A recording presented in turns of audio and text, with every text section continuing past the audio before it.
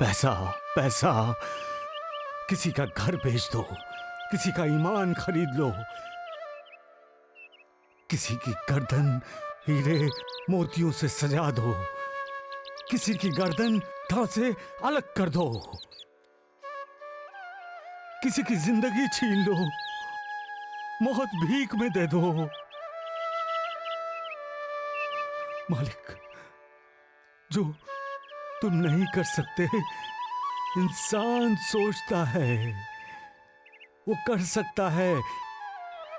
अगर उसके पास पैसा है तो तुम सोचते हो कि सिर्फ तुम्हारी पूजा होती है।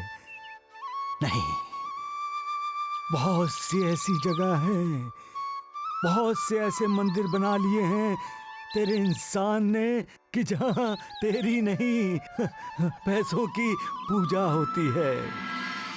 जमींदार की बातों से तो ऐसा लगा कि वो हमें धमकी दे रहा है। लेकिन पार्वती, तुम उसकी बातों को इतनी गंभीरता से क्यों ले रही हो? क्यों ना लूं? उसने उंगली टेढ़ी करने वाली बात की। ये धमकी नहीं तो और क्या है? हमारी जमीन है, हम इसे क्यों बेचे? पर भाभी, ये सच है कि वो हमसे जबरदस्ती नहीं कर सकता। जमीन हमारी है, हम उसे बेचे या रखे यह हम पर निर्भर करता है। परंतु क्या? जरा गौर से सोचिए भैया, वो इस जमीन की कीमत हमें कितनी दे रहा है? इतनी दे रहा है जितनी हम कभी सपने में भी नहीं सोच सकते। किशन, तुम्हें पता है तुम क्या बोल रहे हो? किसे बेचने की बातें कर रहे हो तुम? भावना में बहने से जिंदगी नहीं चलती भैया। इंसान को अपने जीवन में व्यवहारिक होना चाहिए। पार्वती, सुन रही हो ना तुम? सुन रही हो ना अपने बेटे समान देवर की बातें? अब ये हमें सिखाएगा कि जिंदगी कैसे जीना चाहिए। क्यों? भावुकता और व्यवहारिकता का पाठ अब ये हमें सिखाएगा। क्यों? आप मुझे गलत समझ रहे हैं भैया। क्या है तुम्हारे कहने का अर्थ किशन? ये जानते हुए भी कि तुम्हारे भैया उस जमीन पर साईं बाबा का मंदिर बनाना चाहते हैं। मेरा इरादा भैया या आपको दुख पहुंचाना नहीं है। भाभी, आप तो जानती हैं ना कि मैं ऐसा कभी सपने में भी नहीं सोच सकता। अरे, मेरी जिंदगी की सारी खुशियां, सारे सपने आप लोगों के ही साथ शुरू होते हैं और आपके ही साथ खत्म हो जाते हैं। तो ऐसी बातें क्यों की बेटा किशन? भाभी, मेरी नजर में मंदिर बनवाना एक फिजूल खर्ची है, पैसे का दुरुपयोग है। इससे कुछ भी हासिल नहीं होने वाला है भैया। यदि हम उस जमीन को बेचकर उन पैसों को सही उपयोग में लें तो हम इससे भी बेहतर जीवन जी सकते हैं भैया। फिर भी यदि आप दोनों को मेरी बातों से ठेस पहुंची हो तो मैं उसके लिए क्षमा चाहता हूं।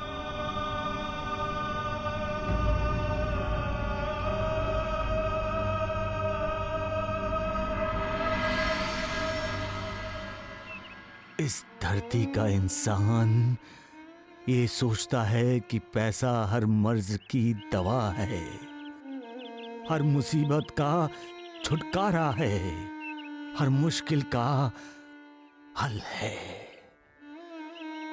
लेकिन पैसा मुश्किल का हल होते हुए भी हर मुश्किल का हल नहीं है। भगवान को पाना मुश्किल है, क्या पैसा इसका हल है? नहीं। यात्रियों से भरी नाव नदी के बीचों बीच डूब रही है। सभी यात्री मुसीबत में हैं। क्या पैसा उन्हें बचा सकता है? नहीं। बच्चा गूंगा जन्म लेता है, लेकिन पैसा उसकी जुबान बन सकता है क्या? नहीं। तो फिर पैसे का घमंड, पैसे का अहंकार क्यों? जो पैसा इंसान को मुक्ति नहीं दिला सकता, जो पैसा इंसान को इस भवसागर से पार नहीं करा सकता, जो पैसा पापों का नाश नहीं कर सकता और जो पैसा इंसान को जीवन नहीं लौटा सकता, उस पैसे पर इंसान इतना भरोसा क्यों करता है? तुम्हारी पूजा छोड़कर पैसे की पूजा क्यों मालिक, क्यों? सिर्फ तुम हो जो इंसान को हर पाप से मुक्ति दे सकते हो। सिर्फ तुम हो जो उसे भवसागर से पार करा सकते हो।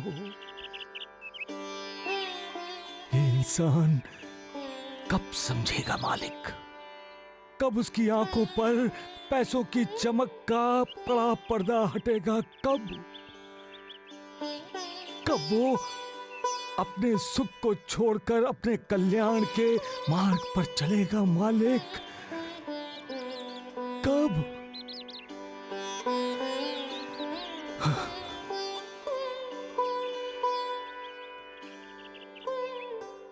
सबका मालिक एक।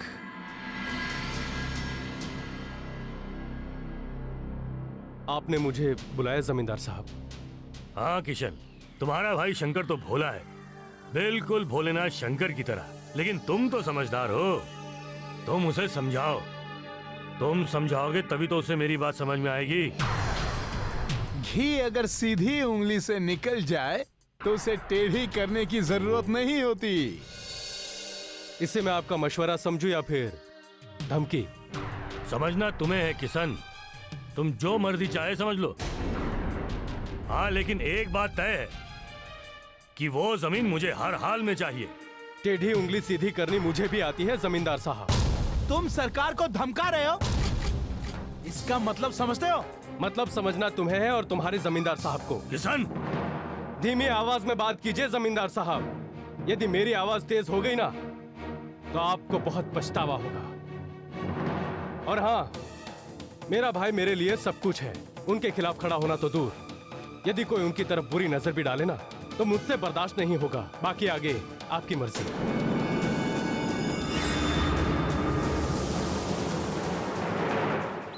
तात्या जी बाबा। श्रद्धा में बहुत शक्ति होती है। श्रद्धा के बिना इंसान जी नहीं सकता। श्रद्धा इंसान को एक के प्रति नम्र बनाती है तो दूसरे के प्रति विनम्र। हर इंसान का अपना श्रद्धा स्थान होता है। श्रद्धा स्थान वो स्थान है जहां इंसान की भावना जुड़ी होती है। इंसान की श्रद्धा अपने माता पिता पर होती है, अपने बड़े भाई पर होती है। इंसान की श्रद्धा भगवान पर होती है, मालिक पर होती है। श्रद्धा में ही भावना जुड़ी हुई है। जब इसी भावना पर कोई ठेस करता है तब इंसान भावुक होता है तात्या, व्याकुल हो जाता है। पर हमारे श्रद्धा स्थल तो आप हैं बाबा, और जब आप हमारे पास होते हैं तो हमारा मन बिल्कुल व्याकुल नहीं होता।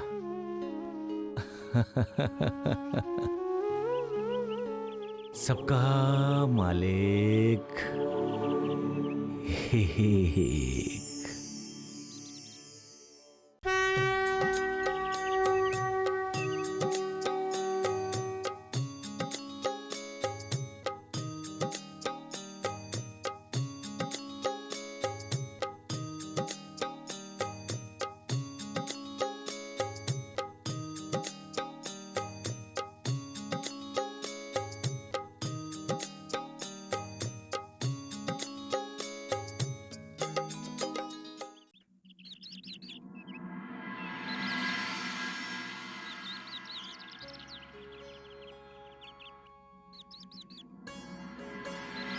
अरे अरे अरे, तुम मेरे चरण क्यों छू रहे हो? अरे भगवान के चरण छुए जाते हैं, तुम उधर जाओ। एक भगवान वो हैं और दूसरे आप हैं शंकर भाऊ। हमारे गांव के भगवान तो आप हैं। आप जैसे सज्जन पुरुष इस दुनिया में मिलने बहुत मुश्किल है शंकर भाऊ। इंसान की साधुता ही तो ईश्वर का रूप है। आपको किया गया प्रणाम भगवान को प्रणाम करने के बराबर है। सरकार, यहाँ तो शंकर के चाहने वालों की भीड़ उमड़ आई है। हाँ, देख रहा हूँ कुछ मूर्खों ने उसे भगवान का दर्जा दे दिया है। जमींदार साहब, सीधी उंगली को टेढ़ा करना महंगा पड़ सकता है। शंकर को अगर थोड़ी सी भी तकलीफ दी तो लोग नाराज हो जाएंगे। शंकर से अब आप जबरदस्ती नहीं कर सकते। तू ठीक कह रहा है नंदिया, अब शक्ति का नहीं युक्ति का प्रयोग करना पड़ेगा। हाँ, जो काम शक्ति नहीं कर सकती है कभी कभी युक्ति कर जाती है। हाँ। अरे नानावली, कहाँ जा रहे हो? आरती में अभी समय है, इतनी जल्दी जाके क्या करोगे? अरे मैं द्वारिका माई नहीं जा रहा हूँ। अरे पर- तो कहाँ भागे जा रहे हो? अरे मैं गांव जा रहा हूँ। जाके हर बनिए को बोल दूंगा ना कि बाबा को दिए जलाने के लिए तेल ना दे। अरे नानावली, ये क्या कर रहे हो तुम? मैं वो चमत्कार देखना चाहता हूँ मालसापति जी, जो मैं देख नहीं सका था। जब तेल नहीं था तो बाबा ने पानी के दिए जलाए थे ना। हा? आज भी तेल नहीं होगा और मैं पानी के दिए जलते देखूंगा। नहीं नानावली, साईनाथ की योग शक्ति का उपहास होने जैसा होगा, दुरुपयोग होगा साईनाथ की सिद्धि का। नानावली, महालसापति ठीक ही कह रहे हैं। योग सिद्धि का उपयोग समाज के कल्याण के लिए होना चाहिए, किसी के मनोरंजन के लिए नहीं। हाँ चल। हाँ चलो। मंगलकारी साईं तेरी आरती, भक्त जनों के सब दुख तारती, पाप का बोझा सर से उतारती, साईं तेरी आरती, बाबा तेरी आरती। तू राम साईनाथ, तू श्याम साईनाथ, दिन रात दान दे तेरे हजारों हाथ। हम तेरी आरती गाएं, दाता दासों को दे दे दुआएं। मंगलकारी साईं तेरी आरती, भक्त जनों के सब दुख टारती।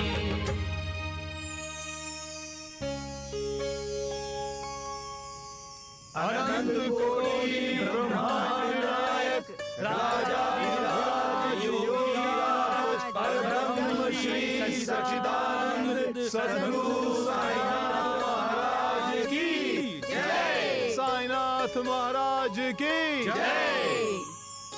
बैठो, बैठ जाओ। योग क्या है? मालिक का नाम स्मरण करना योग है। मालिक की भक्ति में अपने आप को भूल जाना एक योग है। हर किसी में मालिक का दर्शन करना योग है। दूसरों को दुखी देखकर दुखी होना, पीड़ित होना, दुखी पीड़ितों की सेवा करने में अपने आप को लगा देना योग है। योग एक तपस्या है। ऐसी तपस्या से ही इंसान को बल और सामर्थ्य प्राप्त होता है। अपने अहंकार का दमन करना योग है। केवल ध्यान धारण, यौगिक आसन योग नहीं है। योग के लिए मन का शुद्ध होना, अहंकार से रहित होना परम आवश्यक है, क्योंकि योग ही मालिक के करीब ले जाता है। सबका मालिक एक।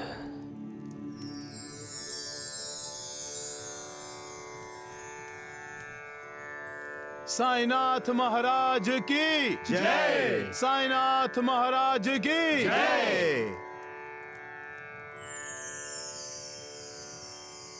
बाबा, द्वारिका माई में आने वाली दीपावली का स्वागत करने के लिए इतने दीप जल रहे हैं ना। नानावली, मालिक का स्वागत दिल का दिया जलाकर करना चाहिए। लेकिन बाबा, दिल के दिए में तेल कौन सा होगा? दिल के दिए में एक ही तेल जलाया जाता है नूरबाजी, और वो तेल है भक्ति का तेल।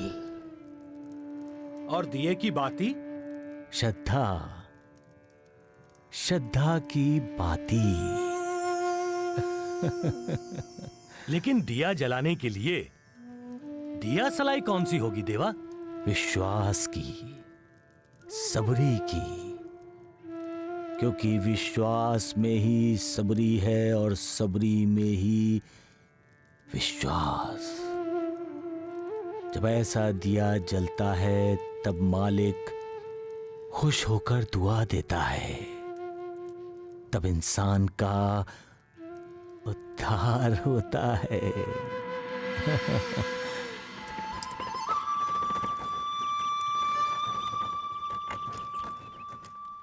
अरे राम राम राम, ओ बैलगाड़ी वाले, रुक जा वहीं रुक जा। हैं? नालायक कहीं के शिरडी में चले आते हैं उस ढोंगी साई का दर्शन करने। हाँ, किसी को नहीं छोड़ूंगा, सबके सर फोड़ दूंगा। चल भाग यहाँ से। कौन है? अरे द्वारिका नाथ जी, तुम्हारा यहाँ रुकिए, बड़ा पत्थर मारिए, पत्थर मारिए। मैं द्वारिका नाथ हूँ। आपने मुझे पहचाना नहीं वैद जी, मैं गोपाल कृष्ण का अवतार हूँ। पहचानिए मुझे, मैं हूँ मैं। महासापति, द्वारकानाथ तो शिरडी छोड़कर चला गया था ना? हाँ, ये फिर वापस क्यों आ गए? अरे जी, मैं बताता हूँ।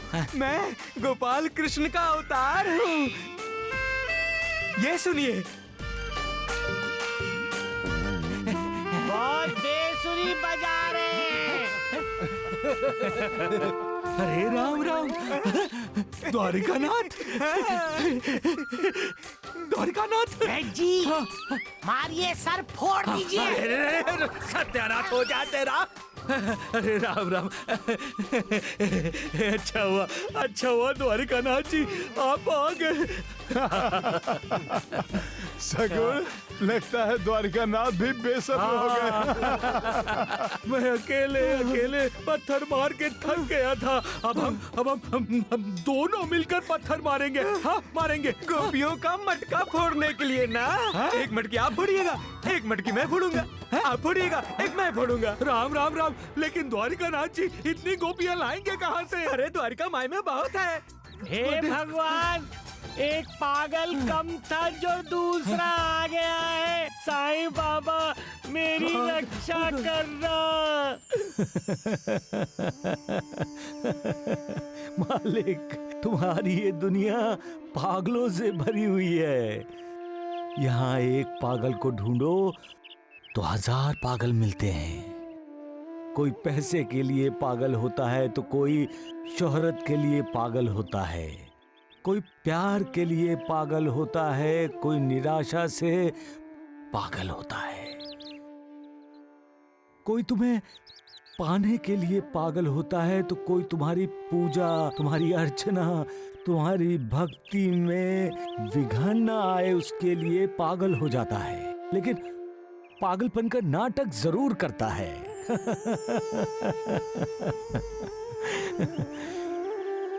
कोई पत्थर मारता है तो कोई फूल फेंकता है, कोई हंसता है तो कोई रोता है, कोई खुश रहता है तो कोई नाखुश रहता है, कोई पैसा तिजोरी में भरता रहता है तो कोई पैसा बांटकर अपनी तिजोरी खाली करता है। ये सारे पागलपन के ही तो नाटक हैं मालिक। यहाँ तो जमीन जायदाद के लिए पागल होने वाले कई मिलते हैं, साथ ही साथ ईर्ष्या, द्वेष, नफरत से पागल होने वालों की भी तुम्हारी दुनिया में कमी नहीं है। पर मालिक, तुम्हारा भी कमाल है मालिक। पागलों के कैसे कैसे नमूने बनाए हैं तूने। सबका मालिक एक।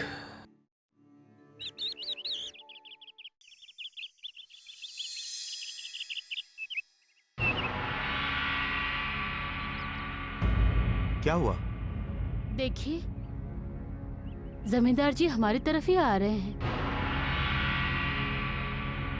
अरे ये हमारी जमीन के पीछे क्यों पड़े हुए हैं? अरे शंकर, क्यों हमें बार बार यहाँ आने की तकलीफ देते हो?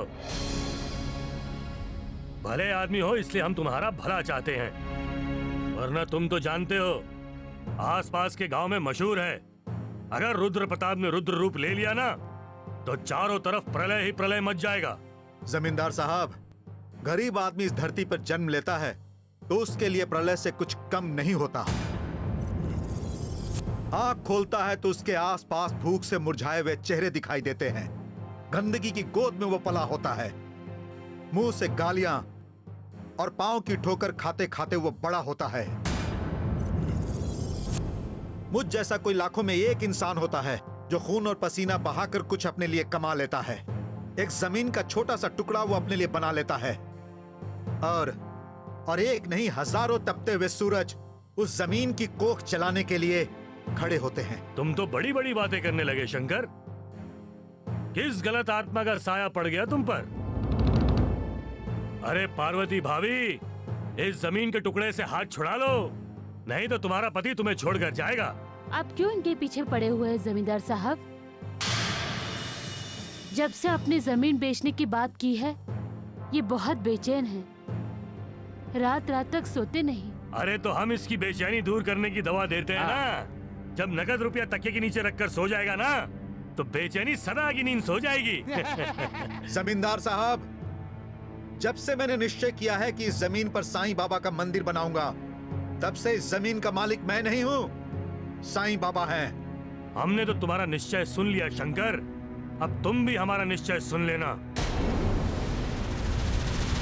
अब तक तो हम तुम्हें जमीन के दाम दे रहे थे, अब हम तुम्हें दाम भी नहीं देंगे और ये जमीन हमारी हो जाएगी। पंचायत और सरकारी दफ्तर के वो सारे कागजात जिसमें तुम्हारा नाम है जला दिए जाएंगे। चलो रे। हाँ चलो। बड़े आए जमीन लेने। चलो पार्वती, काम करो।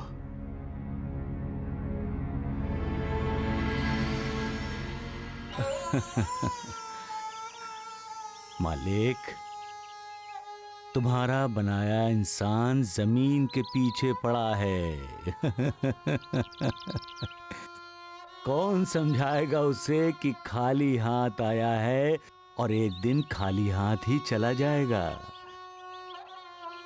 उसका जो कुछ है सब पीछे ही रहने वाला है। फिर ये स्वार्थ क्यों? और चाहिए क्यों? उसको कितनी जमीन लगने वाली है मालिक? 2 गज, 3 गज या 4 गज? कहां तक दौड़ना चाहिए? हम कहां तक दौड़ सकते हैं? ये तो कोई भी नहीं जानता। वो पाता तो कुछ नहीं है, लेकिन खोता बहुत कुछ है।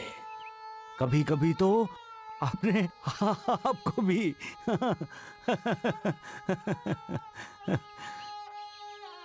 क्या जमीन और जमीर का एक दूसरे से रिश्ता है मालिक?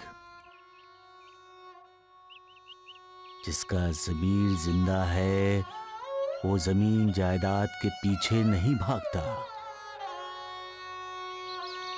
जमीन पाने के लिए वो तुम्हें खोना नहीं चाहता,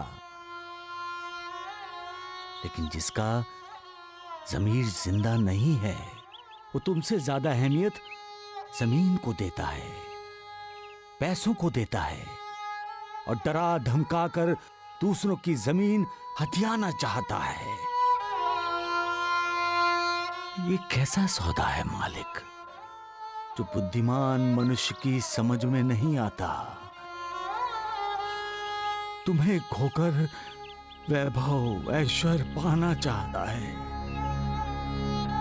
जो तुम्हें पाना चाहता है वो कंगाल होकर भी वैभव ऐश्वर्य से संपन्न है, वैभवशाली है, और जो तुम्हें खोकर वैभव ऐश्वर्य पाता है वो अमीर होकर भी कंगाल है, क्योंकि फकीरी ही सच्ची अमीरी है मालिक।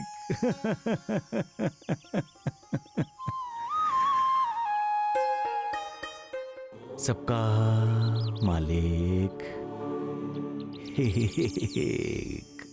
सगुन जी, मालसापति जी, अरे बैद जी और मोटू पेटू की हालत देख के हंसी आ रही है। हाँ, अरे वो एक पत्थर इकट्ठे करता रहता है और दूसरा सुदर्शन चक्र घुमाता रहता है। अरे भाई तात्या, अरे इधर आओ। जी, कहाँ जा रहे हो? इसमें छेद हो गया है, वो भरवाने जा रहा था। वो उस लोहारिन के पास। इसका मतलब ये कि लुहार और लुहारिन अब तक सीढ़ी में ही हैं। बाबा, उसकी भट्टी तो सीढ़ी में है ना? तात्या, उस लुहार से कह दो कि भट्टी बंद कर दे।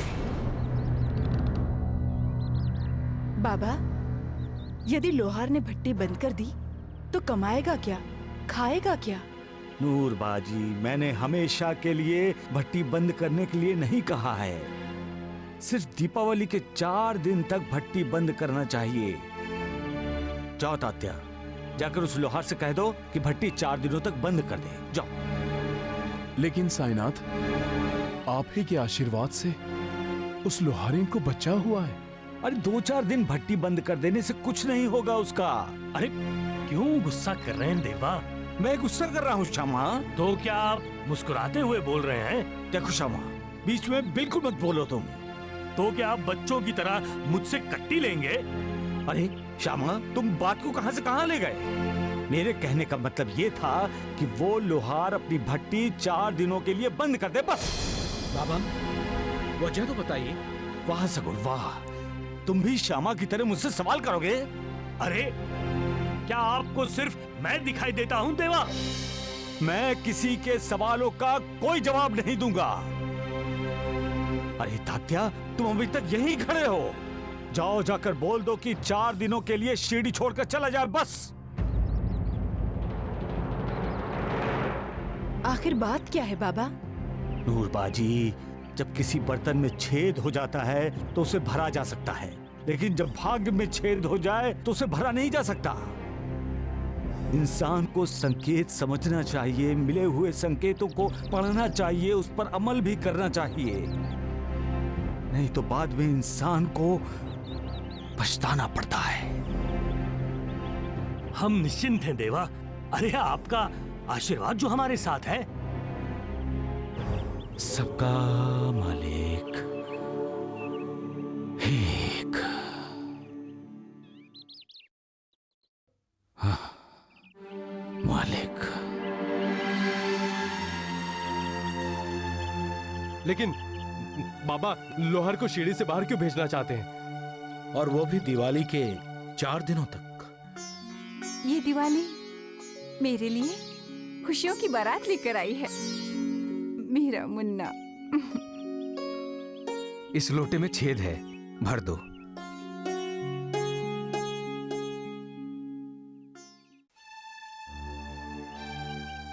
साईं बाबा ने तुम्हें दीपावली के 4 दिन भट्टी बंद रखने के लिए कहा है। भट्टी बंद रखने के लिए कहा है? हाँ, और साथ ही 3-4 दिनों के लिए शिरडी से कहीं बाहर जाकर रहने के लिए भी कहा है।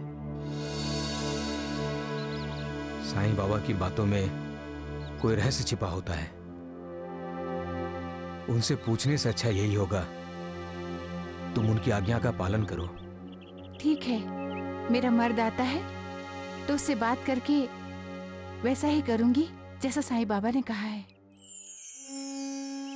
मैं जानता हूं प्रभु कि होनी को कोई नहीं टाल सकता, फिर भी मैं होनी को टालने की कोशिश करता हूं।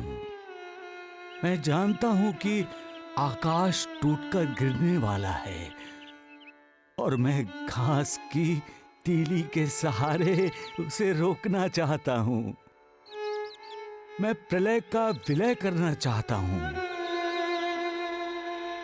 इस दुनिया से दुख और पीड़ा का नामो निशान मिटाना चाहता हूं। हर किसी को आबाद करना चाहता हूं। मालिक, जरा ज्यादा ही जज्बाती हो रहा हूं ना मालिक?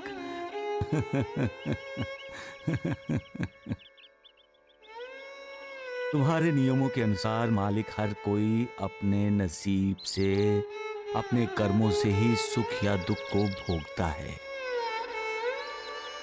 होनी और अनहोनी भी इंसान के कर्मों पर ही निर्भर है। इसलिए तो कोई आबाद होता है, कोई बर्बाद। इसलिए तो कोई सुखी होता है तो कोई दुखी।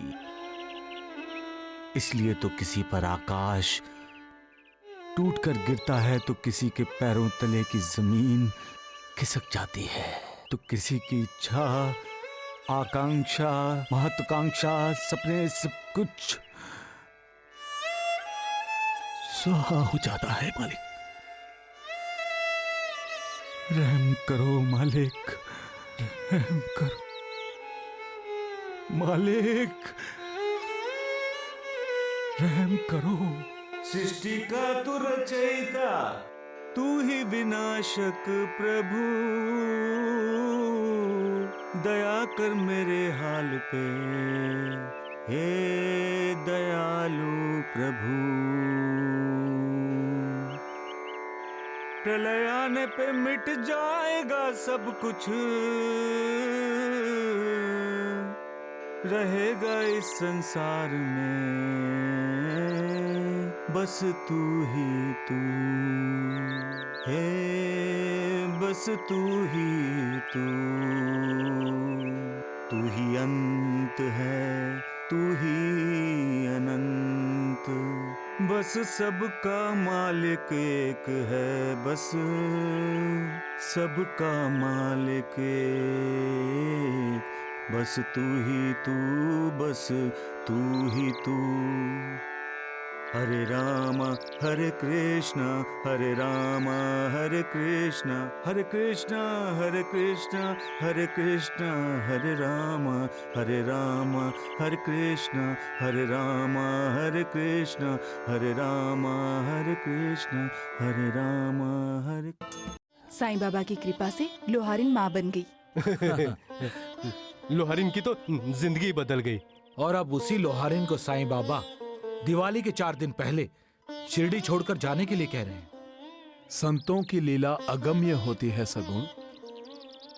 उनकी कही बातें तुरंत हमारे समझ में नहीं आती। जब कोई घटना घटती है तब हमें पता चलता है कि अवतारी सत्पुरुष की लीला क्या है। तब हम जान पाते हैं कि साईनाथ जैसे अवतारी सत्पुरुष कहना क्या चाहते हैं। हाँ, एक समय की बात है,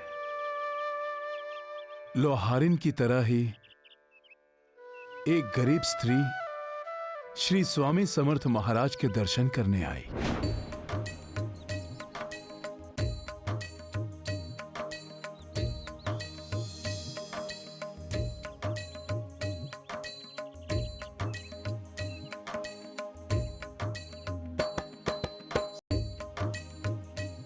चलिए जी, हम वापस चलते हैं।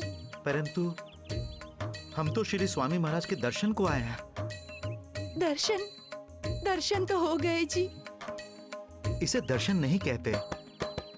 हम उनके सामने जाएंगे, उन्हें प्रणाम करेंगे, उनसे आशीर्वाद लेंगे और उनसे कहेंगे कि स्वामी महाराज हम पर कृपा कीजिए, हमें संतान नहीं है, हमें संतान दीजिए।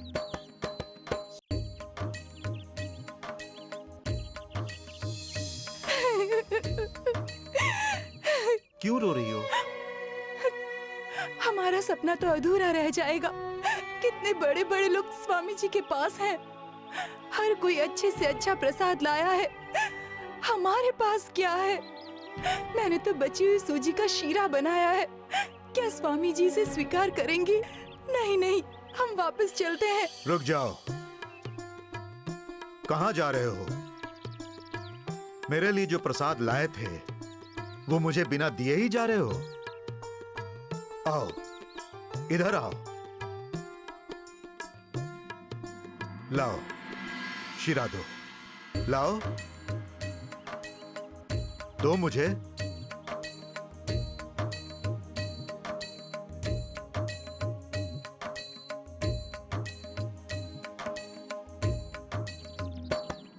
जाओ, तुम्हें सुंदर और चंचल शरारती बच्चा होगा।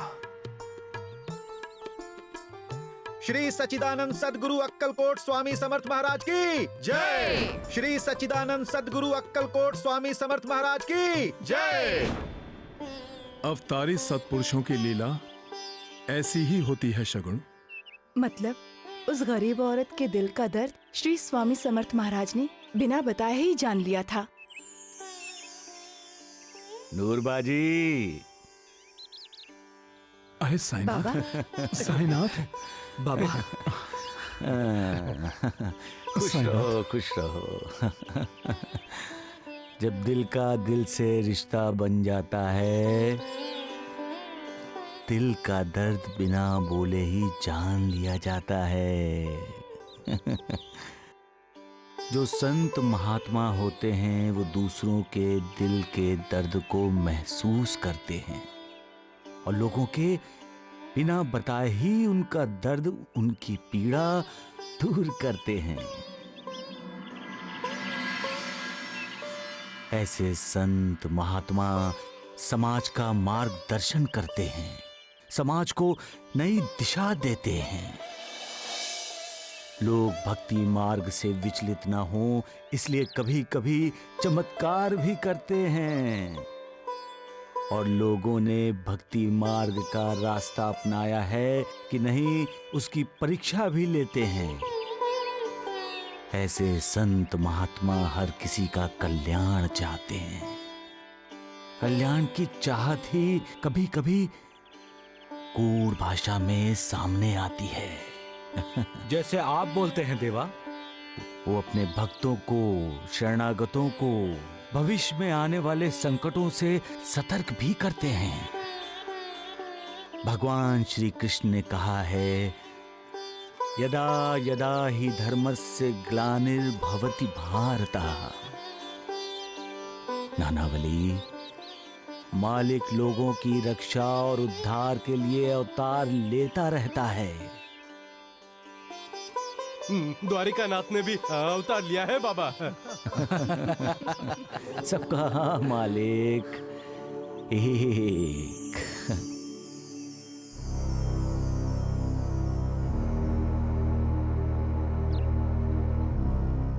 आ गए आप?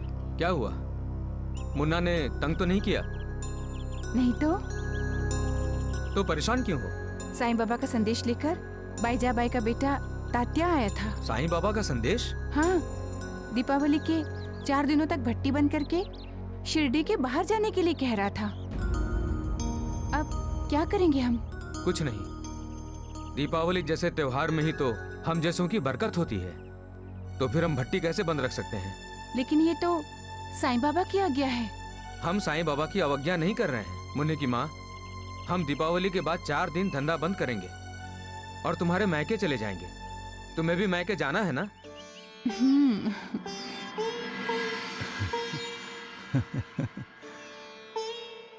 होनी को कोई नहीं टाल सकता मालिक, कोई नहीं। होनी तो होकर ही रहेगी।